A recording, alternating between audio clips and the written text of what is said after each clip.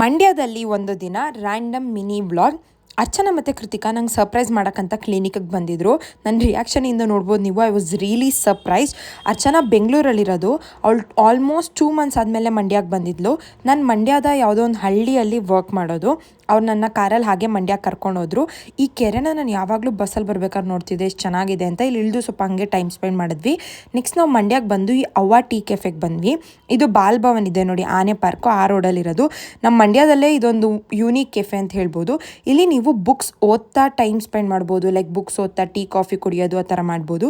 So ನಾವು ಮಸಾಲ ಚಾಯ್ ಮತ್ತು lemon tea ತೊಗೊಂಡಿದ್ವಿ, ಅದ್ರ ಜೊತೆ ನಿಪ್ಪಿಟ್ಟು ತೊಗೊಂಡಿದ್ವಿ. ನಾನು ಇಲ್ಲಿ ಬುಕ್ ಓದೋ ಥರ ನಾಟಕ ಆಡ್ತಾಯಿದ್ದೀನಿ ಅಷ್ಟೇ. ಸೊ ಎಲ್ಲನೂ ಟೇಸ್ಟ್ ಚೆನ್ನಾಗಿತ್ತು.